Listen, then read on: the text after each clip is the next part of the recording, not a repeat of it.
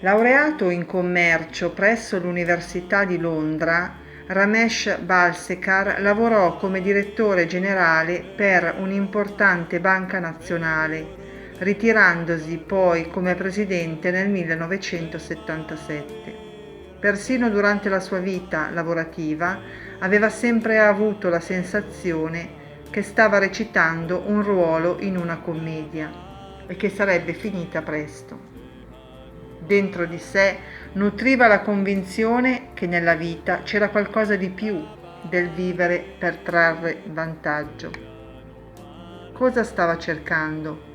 La risposta arrivò poco dopo il suo pensionamento, quando ebbe un incontro che presto sfociò in incontri quotidiani con colui che divenne il suo guru, il famoso saggio Sri Nisargadatta Maharaji.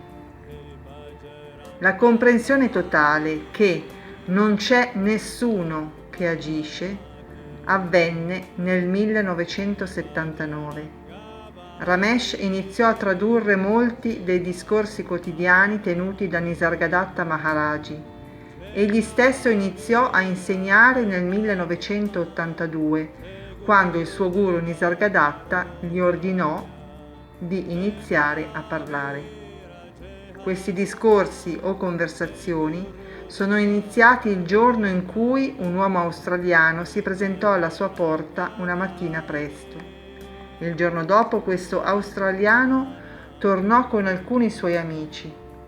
Gradualmente il numero di visitatori a casa di Ramesh che venivano ad ascoltarlo cominciò a crescere. Da allora scrisse oltre 25 libri e tenne diversi seminari in Europa e negli Stati Uniti.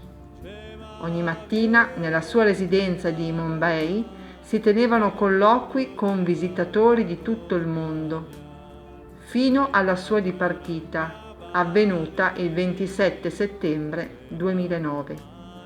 Come diceva Ramesh, nessuno è invitato, ma tutti sono i benvenuti. Riconosciuto come uno dei principali saggi contemporanei, è considerato un maestro di pura Advaita in tutto il mondo.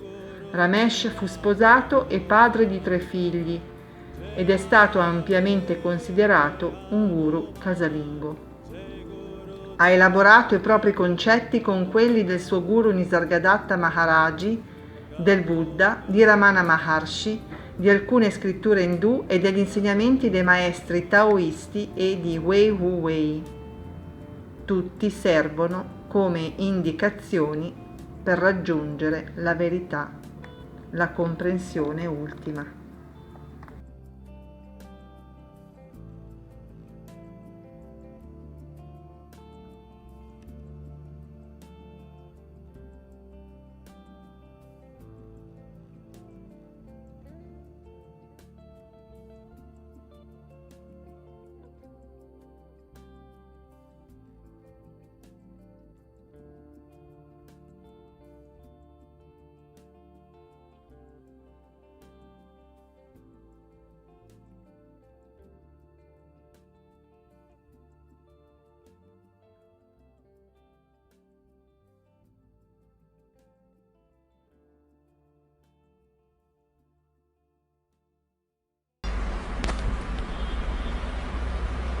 I'm very sorry, I forget your name. Helen.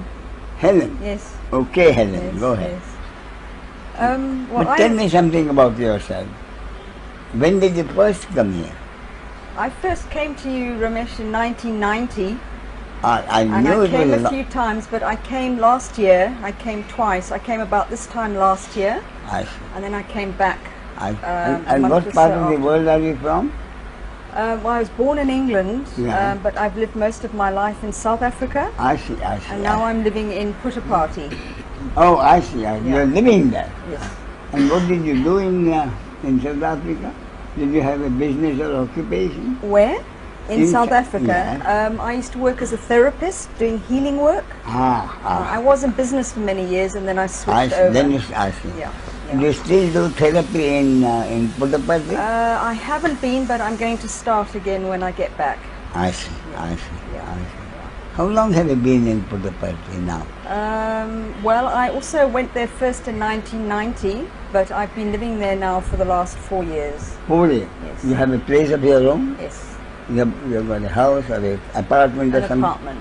I see, Yeah. I see, I see. And I've just been to South Africa for the last 3 months, so Oh, I see. so I'm on my way back. So I'm very fortunate to have a few days to spend with I you. see. I mean, you went to South Africa to meet old friends? My father lives there, and I had some business to attend to I there see, as well. I see, Yeah. I see. And in Puttaparthi you live alone? Yes. I see. So what's life in Puttaparthi? I really would like to know what happens in Puttaparthi. Well, it's really what you make of it, Ramesh. It's very different for each person. Sai For Baba you? gives darshan twice a day. I just go with the flow very intuitively. Sometimes I go into darshan, So sometimes I don't. what is Sathya Sai Baba's daily routine? Well, he gives darshan twice a day. And there are bhajans twice a day. So there is a program, morning and afternoon. So what is the morning program? 2 hours? 2-3 hours. Yeah, yeah. And afternoon 2 hours? Same thing. I see. Otherwise he's on his own and Well, he's busy with projects and people. I see. Even apart from those two, he speaks to people. Yeah. I see. He gives personal interview. Not as much as he used to, but he does, yes. Yeah. Is he keeping better health now?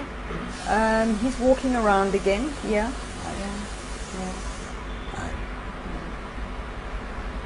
But for me, I mean, his teachings are very much on the high level, are Advaita. So for me, I just use the energy more of going... I'm sorry, his teachings are at the highest level is Advaita. Are at the highest level. Yes. I see. No, but it's the same as yours at the highest level. That's what I'm saying. It's Advaita. Well, I thought it was what he was talking about was more like blessings and personal. No. Not it depends what level you come in at, Ramesh, and it depends on your personality. But when you read his teachings, when you've been with Advaita after being with you, it's the same thing. I see. It's exactly the same thing. I see. But when it doesn't have the personal contact, Yeah. which is why I love to come the to you. reason I ask is someone close to the top circle in Sai Baba's place. He told me. I mentioned someone who asked him, is Ramesh my guru? And Sai Baba said, yes. So thereafter he has sent 2 or 3 other people to me. Then this man who was close within the circle, he said, why 2 or 3? Sai Baba has sent a lot of people to you. So if he sends them to, then what he says must be at a different level from what I speak. That's the end. He said, why 2 or 3? Sai Baba has sent, I know that, he said. Sai Baba has sent a lot of people to you. So the fact that he has sent some people to you means that for most people, his teaching would be at a level where they would understand. Otherwise, it would go over their heads. I'm not sure that's how I see it, Ramesh. I see Does it he more, speak in general terms at all, do you think? Well, as I said, he's not personally one-on-one available very much anymore because there are so many people. Yes, yes. And so my experience is when I need a specific something from a specific teacher, Yeah. he sends a person to that person. I mean, Yeah. for many, many years ago, I spent quite a lot of time with Manritanandamai. And at that time, it was really what I was needing. Yeah. Now coming Did to you say you, Anandamayima? sorry? Did you say Anandamayima? No, Ma and Ritanandamai. Amma. Amma, Oh, Ammaji. Amritanandamaya. Yeah, I see, I yes, see, yes, I yes. see. But now I trust when I get drawn to you, I mean, the Yeah. other 2 times I came last year were very powerful for me, and so I trust when I do come here, there's a very specific reason for it. I see, yes. You know, the happening is sitting there, I just have to come and experience it. Yeah. So what would you say, is there a difference between what I say and what you understand elsewhere? Is there a fundamental difference? No. No, there's not a fundamental difference, but I find that each teacher has a different slant to Can you to the explain whole that a thing. little bit? Particularly where Sathya Sai Well- Baba is concerned. What is his special angle?